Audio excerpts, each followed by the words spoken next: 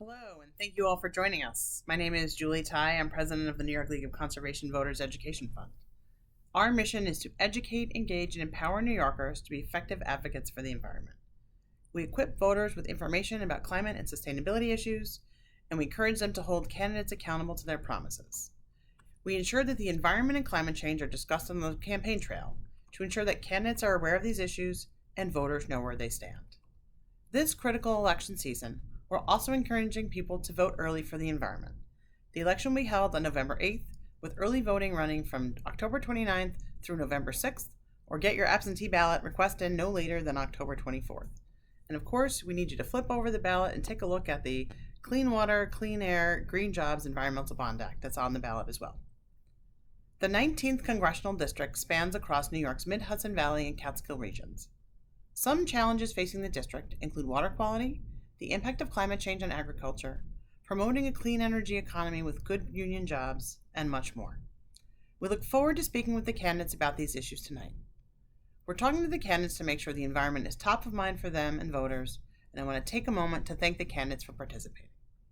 We're joined today by candidates Josh Riley and Mark Molinaro. Now, over to the candidates. Well, thanks. Really appreciate you all doing this and all the work you're doing. It's critically important, especially right now. My name is Josh Riley. I'm running for Congress in New York's 19th District. I grew up in Endicott, New York, which is just outside of Binghamton. And like a lot of communities across upstate New York, one of the things we've experienced has been a loss of really good manufacturing jobs over the generations. My family worked in the Endicott Johnson shoe factories and then the IBM factories for a long time. And as I was growing up, we saw those plants close down and a lot of those jobs were shipped overseas. I see the economic challenges that we're facing across upstate New York as an opportunity, particularly with respect to fighting climate change and protecting the environment. I have a 2-year-old son, and I think daily about whether we're going to leave him a democracy to grow up in and a planet to grow up on. And so one of the things I'm really enthusiastic about across this district and across upstate New York is the opportunity that we have in front of us right now to create the high-tech jobs of the future that we need to save the planet from climate change. Examples, things like lithium-ion battery technologies. We have some of the most exciting breakthroughs in the SUNY system, and we need to take those breakthroughs from the lab, put them on the factory floor, and create the jobs of the future so that we can save the sun when it's not shining, save the wind when it's not blowing. We have amazing opportunities right now to invest in semiconductor manufacturing. We're not going to get to a clean economy without semiconductors, and we should be making those not just here in the United States, but here in upstate New York. There's massive investments that are about to take off with respect to solar panel manufacturing here in upstate New York. And so these are really good jobs, good wages, good benefits, a clear path to the middle class. And they're the type of jobs that we've always had across upstate New York, where you can come home at the end of the day really proud of what you're doing, because you're not just in a plant making widgets, you're working in the community, making the things the world needs to meet the moment. That's been my vision around this campaign, and it's something I'm really excited about and something that I can't wait to work on with all of you. First, I'm grateful to be here. I've had a long working relationship with the League of Conservation Voters dating back to the time I served in the state assembly. Having served 6 years in Albany, I'm looking forward to the honor of perhaps getting back to serving in a legislative body. Listen, I believe in being a good steward of our environment and our natural resources. My public service career dates back to first serving as a village trustee and then ultimately mayor of the village of Tivoli, a riverfront community. The village wouldn't exist, nor would much of the Hudson River Valley in the way that it looks today, were it not for the Hudson River. And if there was one natural resource that society turned its back on for far too long, it was perhaps the most important waterway in America, the Hudson. And so having lived and worked my early years and really my entire public service career along this body of water, the Hudson River, you can't help but appreciate how important it is and critical it is that we use both government and private resources, that we work together collaboratively to protect the environment we've inherited. It's why I fought so hard for the cleanup of the Hudson River. I took 2 presidential administrations to court and forced the EPA to focus on Hudson River cleanup, even still today. It's why, as county executive, we've spent millions of dollars protecting open space and farmland here in Dutchess. It's why we are leading on climate change through our Climate Smart Leadership Advisory Council. The county continues to focus on diversifying its fleet and shrinking its carbon footprint and being good stewards. And I think, if anything, as I conclude my opening remarks, that's what I believe in. I believe that we ought to be good stewards. Yes, it means good stewards of our community and the economy. It's good stewards of democracy and our government. But we have only one opportunity to protect and ultimately preserve the environment and natural resources we've inherited. I believe we must be good stewards. We must do our best to demand that both the private sector and public sector work together to protect and preserve the environment and act, as I said, as good stewards for future generations. The transportation sector is responsible for the majority of greenhouse gas emissions in New York State. The need to clean our transportation footprint and ease traffic congestion is crucial in addressing our carbon emissions. Are there any alternative and cleaner transportation options that you're looking forward to supporting? Yeah, one of the things that Broome County and other communities across this district have been a leader on is electrifying the public transportation fleet. In Broome County, the county executive has done a really good job transitioning the bus service and working on transitioning public transportation toward clean and renewable energies. It's something we need to do really across the district and across the country. At the same time, we have a lot of very rural communities across this district that are not as plugged into public transportation. And so we need to make sure that any environmental and energy policies that are coming out of Washington are not one size fits all, and they take account of the unique circumstances in different communities of varying degrees of density. Well, listen, I think that the dollars approved by Congress to invest in both infrastructure and, by extension, transportation nationwide is really an important opportunity.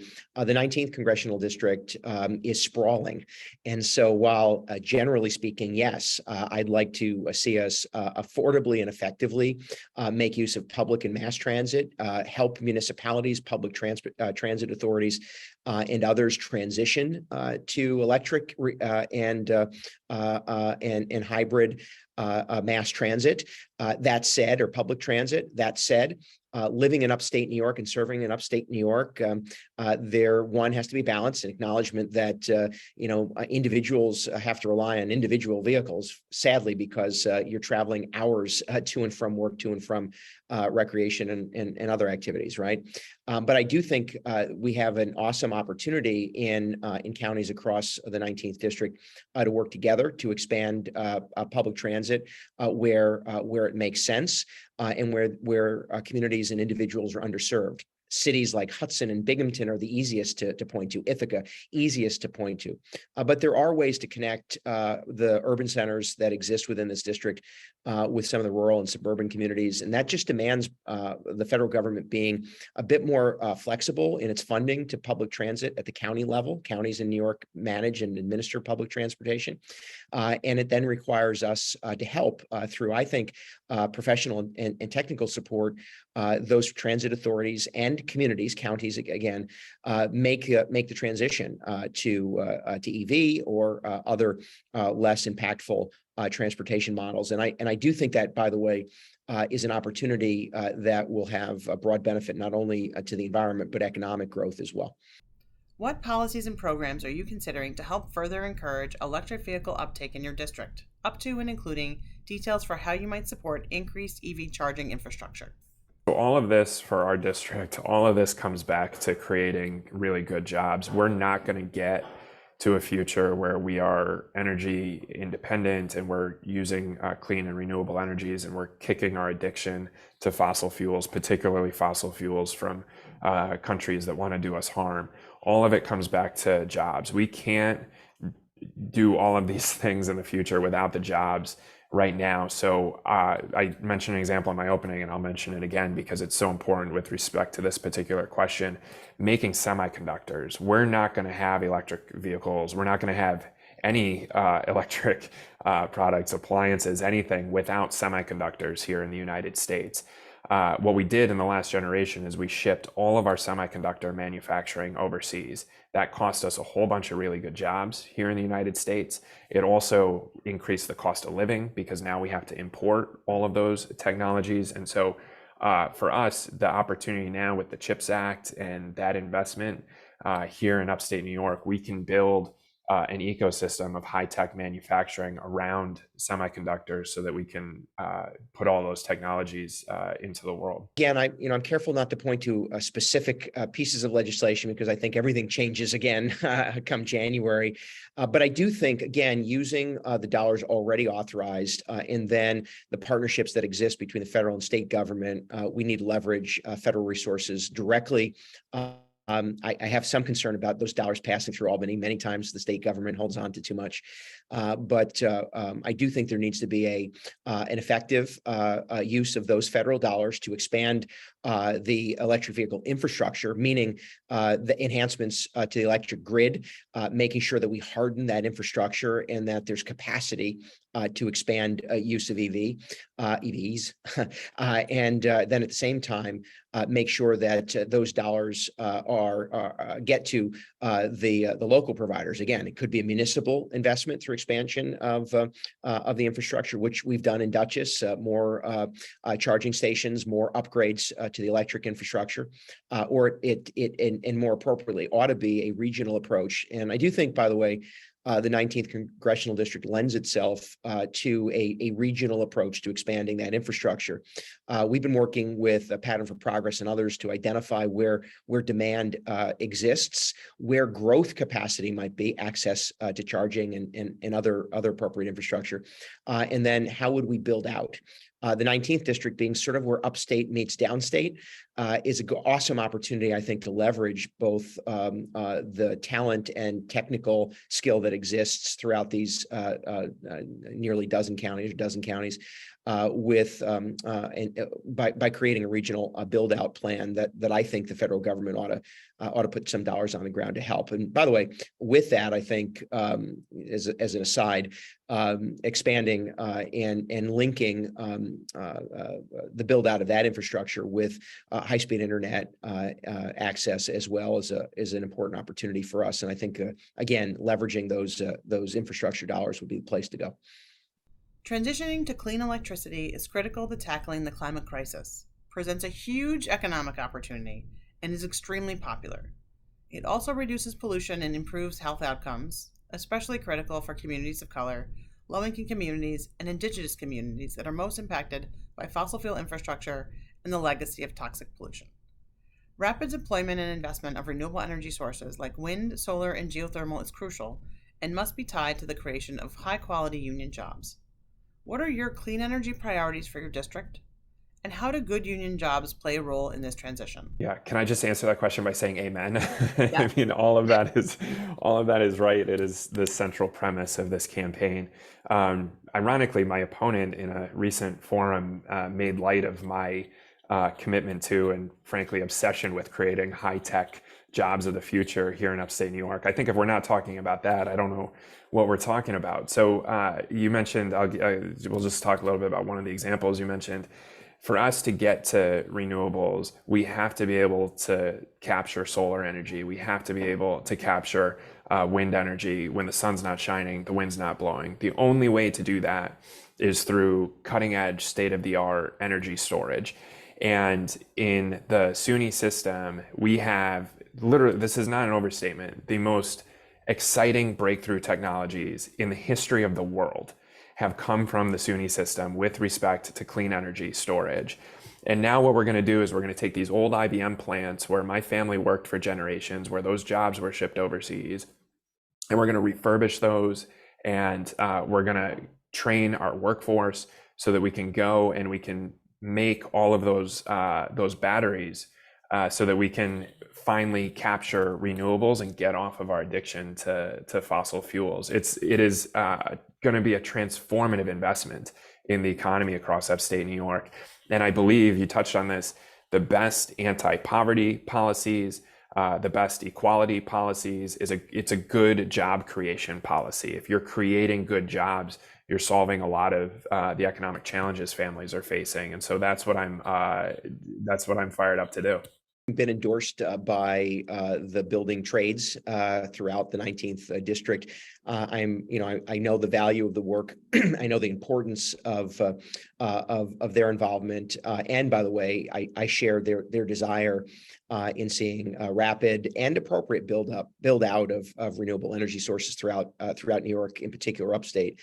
I say all of this with the acknowledgement that upstate New York has about 95% of its energy generated or electricity generated through renewable sources, including nuclear and of course hydro, while downstate relies almost exclusively on fossil fuels, 85% or 80% on fossil. By the way, that disparity is important to the people of this district. So I support and I believe that the state, the federal government, working with local governments and utilities, need to have a comprehensive build-out plan. This cannot be scattershot. It cannot be, well, we find a farm somewhere and we plant solar panels or we build wind turbines simply because we can. I do think that a regional plan, in particular, again, I do say this district is unique because it is that sort of pathway between downstate and upstate. I think a regional plan for build out is necessary. One, to leverage dollars. Two, to get buy-in.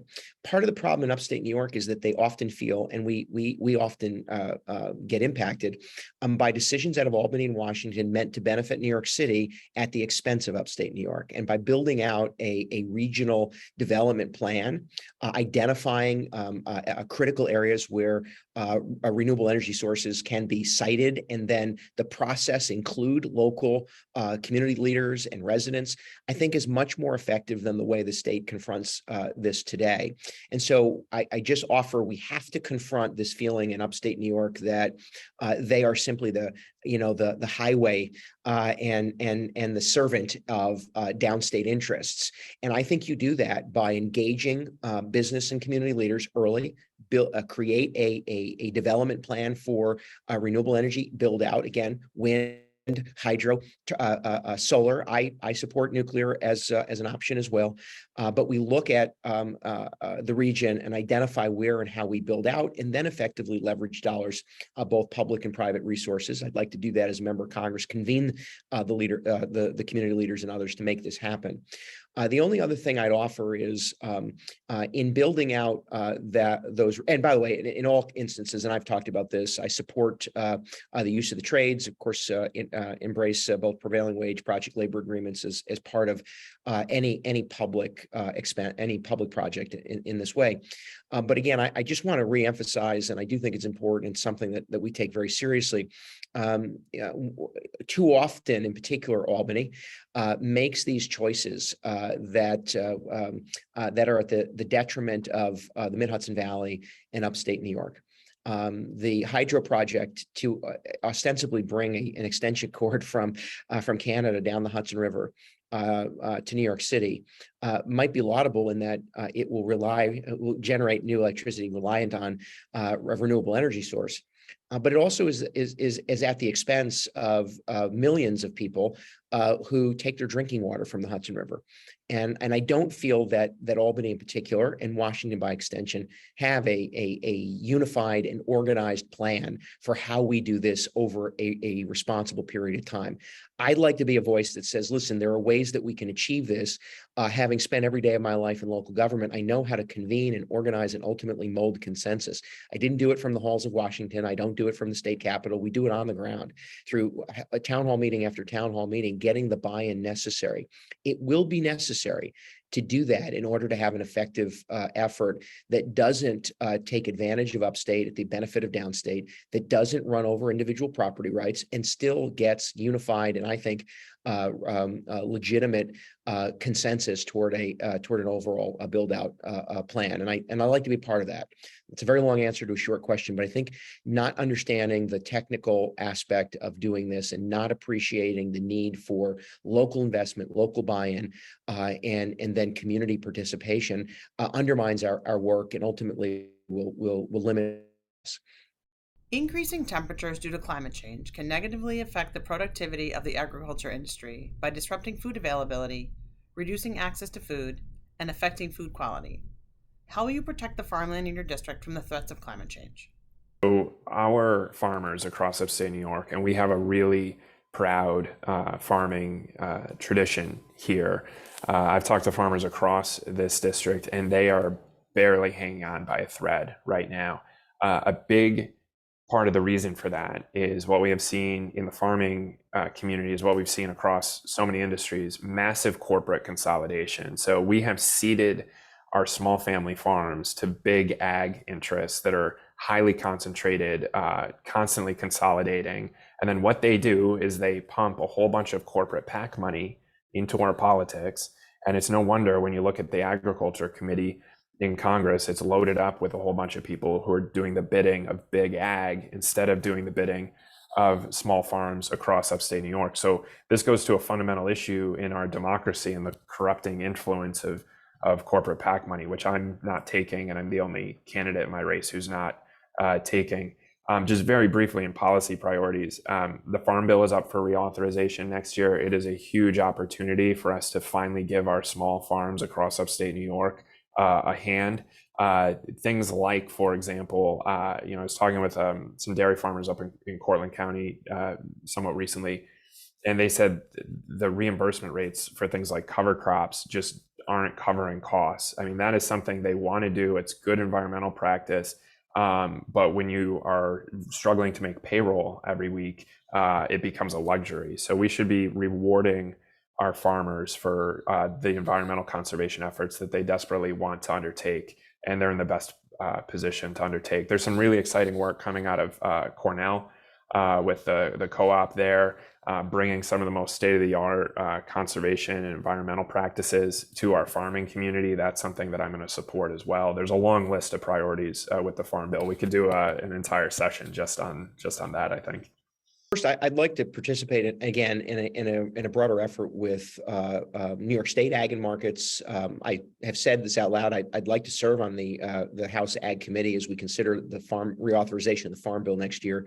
I think it's an awesome opportunity, really, to get both interest in, but educate as to how farming and climate change can go hand in hand, or at least addressing climate change and farming can go hand in hand. So I do think there needs to be a robust effort to educate and provide resource and assistance to farmers to change and enhance the way they manage the land and manage their own farm operations, recognizing that in particular in upstate New York, these are smaller family farms that need a lot more resource, a lot more assistance, a lot more technical support. I've done this as a county executive, convening our Agriculture Advisory Committee, having them work with our Climate Smart Action Committee as well, and try to bridge that divide, educate and inform local farmers. Now, secondly, I think we have to start by preserving the land, and it's important for us to recognize that preservation of farmland has an environmental benefit. It also has an economic and social benefit, not to mention a tax benefit. Cows don't go to school, and farmland doesn't get consumed by suburban subdivisions that end up costing us more, both in impact to our natural resources, but also cost us more in demand for government services than it produces in taxation, driving up property taxes, et cetera. So it's one of the reasons that Dutchess was among the first in the state, second, I think, in the state to develop an open space preservation plan. I actually wrote the document that established our farmland protection plan in the early 2000s. Over the course of having overseen this effort, we've preserved over 8,500 acres of active farmland, but we do it in a way that not only assists the farmer, puts resources and dollars in their pockets to expand their operation and sustain farming, but we do it by identifying valuable soils, natural resource protection, water sources, tributaries, watersheds, et cetera. And we make that protection a part of the farmland protection as well. Because of our efforts of educating farmers, connecting with new and emerging best practices, and protection of farmland, Dutchess today has more active farmland than it did in 1975. And it's important to note, there was a time where you could have written the obituary for farming in the Hudson Valley. We led the effort by funding an agricultural navigator to help farmers understand and access resources. We did that through our advisory team. We did that through our open space preservation farmland protection plan. And we do that by connecting young farmers through expansion of FFA and support of 4-H in partnership with Cornell to really help educate, inform, and then broaden and expand the capacity of farming to be sustainable and sustained over time. We should be doing that statewide. I think that state leadership could lean in a little bit more. But again, using the reauthorization of the Farm Bill next year, I hope to be very, very much a part of the conversation about how we protect farming and farms, but do it in a way that enhances natural resource protection and combats climate change in a smart and sustainable way. As the potential representative for District 19, what will you do to protect the drinking water supply across your district and ensure that residents always have access to clean water? An issue we're seeing across the district, places like Endicott, where I grew up, and there was groundwater contamination after IBM left. I was in Cairo not long ago. They're having some real serious concerns with the drinking water. I've laid out actually a pretty detailed policy platform with respect to clean drinking water that's on my website. A few of the highlights of it are making sure EPA has both the statutory and regulatory authorities it needs to measure contamination levels in water, making sure we have a cop on the beat so that our environmental laws are enforced. I'm deeply concerned about the Supreme Court decision we just saw gutting EPA's authority under the Clean Air Act. And as you all now know, there's a huge Supreme Court case coming up this term with respect to the Clean Water Act. And so I'm monitoring those court cases very carefully, because if the Supreme Court continues to gut the authorities of our environmental protection agencies, one of the most important things Congress can do is restore those authorities and make sure we have both the rules and regulations that are needed to keep the air and the water clean, but also a cop on the beat to enforce them. Residents should always have access to safe drinking water, fundamentally. It's why, as county executive, we did authorize a lawsuit against the EPA when it began to turn its back on total Hudson River cleanup, letting GE off the hook. I took action against the EPA under Presidents Obama and Trump. And I think it's important to know that. I believe, without question, in particular, our open waterways, rivers, estuaries, tributaries, pose and provide enormous benefit, not only to quality drinking water, but also economic, environmental, and agricultural benefit. And all of that has to be taken into consideration. As county executive, we established very, very quickly an effort to preserve waterways, watersheds, and tributaries through updated land use and zoning, working with towns, villages, and cities. I'll do the same as a member of Congress. Expansion of water and sewer infrastructure, critically important throughout upstate New York. The laws in New York State make it very difficult for local governments to move municipal water and sewer. That's why in my county, we've leveraged county resources to help expand local water and sewer. And we're creative in doing it. In fact, the largest water pipe in Dutchess County is just below the Dutchess Rail Trail, making sort of that combined infrastructure effort and acknowledgement that that a linear park has benefit as well. We need more of that throughout communities in upstate New York. And I think the federal and state government, as I've mentioned on a few other questions, need to not only assist through direct aid to expand infrastructure, but many times they preclude funding for the engineering and design documentation, the environmental review necessary, which makes it almost impossible for small towns, villages, and cities to expand public infrastructure. I want to be sure that the federal government opens the regulation to allow local governments to actually fund the development necessary. Otherwise, we'll never move those projects, and we'll just have plans either sitting on shelves or no plans at all. So regional consideration for protection of waterways, watersheds, and tributaries. Work with towns, villages, and cities to establish the protection necessary to make sure that happens. Sort of like we did when I was in Tivoli, and I brought Republican Congressman Jerry Solomon and Democrat Congressman Maurice Hinchey together at the Hudson River to force and ultimately see that the Hudson become a heritage river, which comes with it a lot of power to protect that waterway. We ought to be doing some of the same in the waterways throughout upstate New York. I'd like to do that as a member of Congress. And then, as I said, not only leveraging federal resources for the protection of those of all of that, but also ensuring that we don't allow polluters off the hook, and that they, whether through brownfields funding or outright penalty and chasing down, if you will, and holding polluters responsible. It's necessary to do so, and then hopefully leverage dollars, federal, state, local, and then should we have litigation or action taken against polluters, there should be dollars secured for the implementation and expansion of municipal water and sewer as a means of both guiding development and protecting natural resources. There seems to be a growing level of disenchantment amongst folks, particularly young people, who will be most affected by the climate crisis, surrounding electoral politics and Washington's ability to mitigate our country's worsening of the climate crisis effectively. How are you thinking about this as you connect with voters? I have to tell you, I think that is the conventional wisdom. It is not what I'm seeing on the ground across this district. I just, 2 weeks ago, I spent a couple hours on campus at Binghamton University. My campaign office here is right down the hill from Cornell University. I spent time on campus at Cortland talking with students. And what I'm actually seeing is that, notwithstanding the conventional wisdom of frustration and cynicism and a lack of engagement among young folks, I'm actually seeing the opposite. I'm seeing students really rise to the occasion and engage with our democracy, because I think there's an understanding and awareness of the stakes right now. We have seen a fundamental assault on basic constitutional rights and liberty and justice with the Dobbs decision. We saw January 6th an attack on the very essence of our democracy.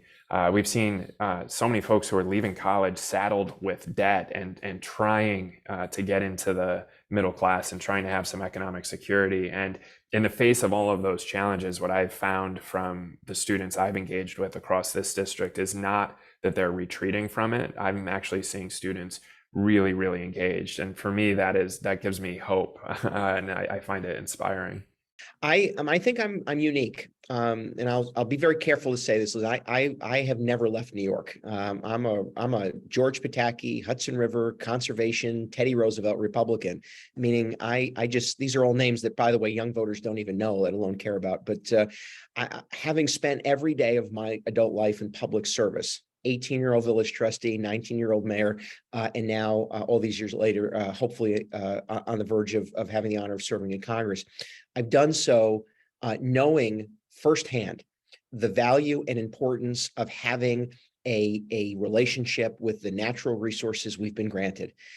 My community doesn't exist without the Hudson River. We don't obviously exist at all without a clean environment and a safe planet. I do think, as a Republican, I have the opportunity to be able to both explain to my colleagues the value of protecting natural resources and why that benefits us not just environmentally, but economically and socially. That I can be a voice effectively in what I expect will likely be a Republican majority in the House one way or another. I can be effective in sending that message because I always have. And now, when it comes to voters, I also then believe that because I have both the experience doing this and a record with real results. I didn't defend polluters. I went after polluters. I didn't defend overdevelopment. I said the mauling and suburbanization of America is threatening our environment. And I've been able to do it at the local level in a way that doesn't seem and isn't partisan. And so being able to connect in that way, I think is a value. And I think that does perhaps have me stand apart from some others. And as a member of Congress, I want to be able to bring Republicans and Democrats together, just as I did in Albany, two governors wanted to eliminate the Hudson River Valley Greenway, and I single-handedly fought them. The Greenway will tell you this. I single-handedly fought them. And when some Democrats and Republicans wanted to turn their back on that important resource, we saved it twice.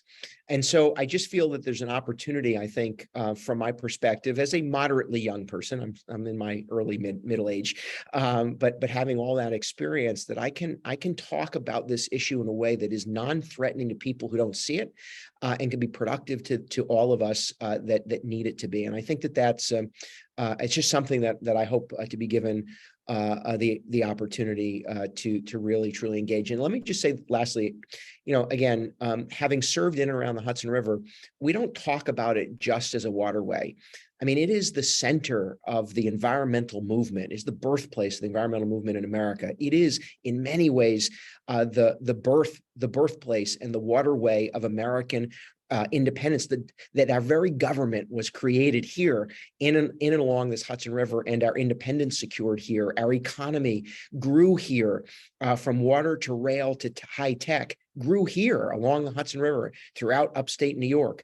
It's a very powerful and important opportunity to talk about the cultural and artistic growth and entities born here because they shared a concern for both the environment and our society. I don't think that you can be an elected official growing up where major corporations contaminated and then somehow turn your back on any of that. I didn't, I won't, and I hope to be a voice for common sense enhancements and improvements, and perhaps move us forward with real solutions to combating climate change and preserving overall those resources that we've been granted. Now we're going to have a lightning round of questions. Do you compost? I don't, actually. I'm wondering, my wife would know actually better than me. I don't. We probably should if we're not. Do we compost? Yes. My wife composts some amount because we also garden. How do you prefer to travel around your district? My preference for traveling around the district would probably be a helicopter or a bicycle, but this is an 11-county district. It's about a 4-hour ride from one end of it to the other. So we've been doing it by carpooling, which is the best way. Well, when I'm not running on foot, 5 to 10K every few days, I do sadly drive around in a Jeep Grand Cherokee. I apologize. Do you typically bring reusable bags to the grocery store? Yeah. Always. Do you usually carry a reusable water bottle with you on the campaign trail? I usually do, yeah. My wife uses a reusable water bottle. I, however, drink a massive amount of coffee, but I don't use styrofoam. I rarely take out cups, and I almost always have my own mug or travel mug for that purpose. What is your favorite park in the district? Oh man, there's so many of them. So my favorite that I've been going to the most lately is over by Cascadilla, the gorge. That's a hike basically for anybody who knows Ithaca, from downtown Ithaca up to the Cornell campus, and it's gorgeous because you can hike up and there's pools, and then you can keep hiking around and there's waterfalls, and basically every 10 minutes you're in a completely different set of water, and it's beautiful. My son loves it. For Father's Day this year, I got the best ever Father's Day present, which was my wife got me one of those backpacks that you can carry a toddler in above you, and so we've been using that a ton. My son's 2 years old, so he's still learning how to talk, but as y'all know, Ithaca, there's a ton of waterfalls around here. He refers to them as waffles, and so his favorite thing is Dada backpack waffles. So we've been going to Cascadilla a lot. We've been spending a lot of time over in Buttermilk Falls, take him up to along the lake all the time. So yeah, there's a ton of great spots here. Growing up, I spent a ton of time at Hickory's Park, Otsonango Park, of course, for the balloon rally. I mean, it's one of the things, we have just so many beautiful places to explore in this district. I am not going to answer that question because I don't want any parks to be upset, but but I will say broadly, the Catskill, the Catskill Park area is one of my favorites as a hiker. Olana is a favorite, and there are plenty more throughout the 19th Congressional District. Now we're going to have the candidates provide some closing remarks. Well, I just really appreciate all the work you all are doing. One of the things that I was especially encouraged to see in the questionnaire that you all had for candidates was a focus on not just environmental issues, but also focus on our democracy, because I really believe that we cannot solve the big challenges we are facing in this country, whether it's the threat of climate change, whether it's rising costs, whether it's issues around constitutional rights, whether it's issues around public safety. We can't solve these big challenges if we don't even have a functioning democracy, if we can't even have a peaceful transition of power. And so the fact that you all are so focused on that issue, I thought was really great. And I'm the only candidate in this race who's not accepting any corporate PAC money. I've taken a pledge not to accept any money from executives from fossil fuel industry as well. And because one of the main things I'm committed to doing when I go to Washington is to really fight for the planet, for my son to grow up on, to fight for those high-tech jobs for working families across upstate New York who so desperately need those opportunities. And so I'm really excited to work with you all on those issues and making sure we're enacting policies that are lifting people up, giving people a fair shot to enter the middle class, and saving the planet for the next generation. I think I've covered a lot. This is what I'd offer just one last time. I do believe that we have an opportunity, in particular in the 19th Congressional District, to send somebody who has lived and worked in and around this region, well, for me, my entire adult life. And to, I hope, as a Republican, speak very clearly about the value of being good stewards, protecting our environment, and combating climate change. I believe it's necessary for us to do so today and for future generations. And if given the honor of serving the residents of the 19th Congressional District and representing in Congress, I hope to be a leader in that effort. My life experience, my professional and public service experience has been one built on an understanding and appreciation that we must be good stewards. And with that, I hope to be both an example and a leader in the House if given this opportunity to serve and represent this district. Thank you to the candidates and all of you for being here. We hope you learned a few new things about the environment and where our candidates stand on the issues. Most importantly, be sure to vote. Take our pledge to vote early, and don't forget to flip the ballot over to vote on the Clean Water, Clean Air, and Green Jobs Environmental Bond Act. Remember that the election will be held on November 8th, with early voting running from October 29th through November 6th, or get your absentee ballot request in no later than October 24th. Please follow us on @NYLCV on Twitter, Facebook, and Instagram for updates. And if you're not already on our email list, sign up at www.nylcv.org. Thank you all, and stay healthy and safe out there.